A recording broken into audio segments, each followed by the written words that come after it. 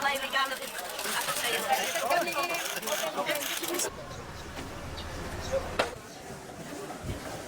Yung po yung magandang dumating po sa asosasyon namin, yung packing area po namin na building. Yun po yung malaking tulong na hindi po namin na malilimutan sa tulong ng government po. Galing po ba yan sa... Galing po sa Department of Agriculture, ma'am. Kakuha namin yung itong intervention na yun, mas malaki yung kita namin, mas madali yung trabaho namin, mas may matatapos kami sa isang araw. Kagaya hindi noon na wala kami matatapos sa isang araw. Kaya pag nakuha namin yung intervention na yun, mas malaki ang kita ng mga farmers.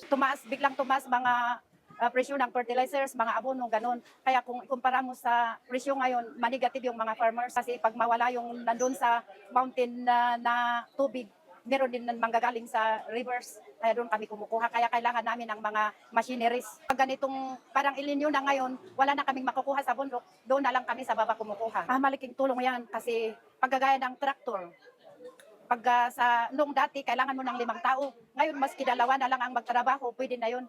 Kasi mas madali. Ang halaking tulong yan kasi pagka bibili pa kami ulit, wala na naman kaming pambili. Kung yung maibigay ninyo sa amin, yun na lang pagkasyahin namin. Oo, sa pagtatrabaho, nalis yung mga gastos sa mga bayad sa mga tao na magtatrabaho. Kasi manual ang gagawin nila, mag-grabo na lang, kailangan may 10.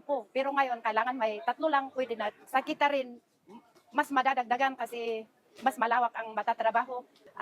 Sa Department of Agriculture, maraming salamat sa inyo kasi lagi nyo kaming ginagabayan ng mga magsasaka. Kay mahal nating Pangulo, sana patuloy-tuloy, sana nagabayan ninyo yung mga farmer. Gaya nung traktor, mas malilisen yung expenses namin kasi at least yung traktor 2 taon lang yung gagawa.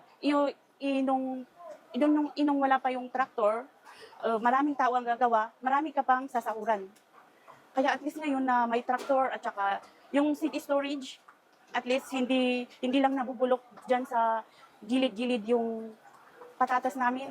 At least na-store siya at maganda yung tubo niya. Katulong sa kita at sa bagal ng trabaho kasi sa kita at least may maipon kami na kahit konti na pangsahod sana, pero nagagawa na ng traktor. 2 taon na gagawa. Nalilisen yung trabaho sa Department of Agriculture.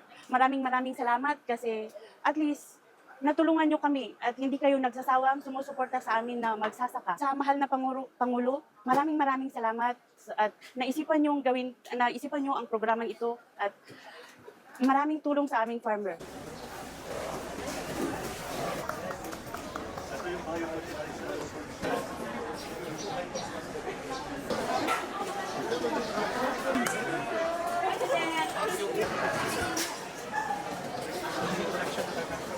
Dahil sa pagtaas ng presyo ng diesel ay hindi na binababa ang mga gulay na galing dito sa mountain province, dito sa mga mountainous areas. Kaya tinignan natin, hinanapan natin ng paraan. Kaya unang-una, binaba natin ang presyo ng diesel ng 10 piso. Tapos yung mga charges ng mga local government, winave na muna. Tapos tinanggal na rin natin ang toll fee para sa mga truck na bumababa. Patuloy naman ang ating mga initiative kung meron pa, kaya na mabuti at nakausap ko yung mga iba na nagtitinda rito para yung kanilang mga suggestion kung ano sa palagay nilang kailangan pang gawin. Kaya patuloy ang aming pag-aaral at patuloy ang aming pag-monitor para tiyakin na lahat ay makakaramdam ng tulong ng pamahalaan ngayon sa dinadaan natin na problema at sa krisis na naging bunga ng gera sa Middle East.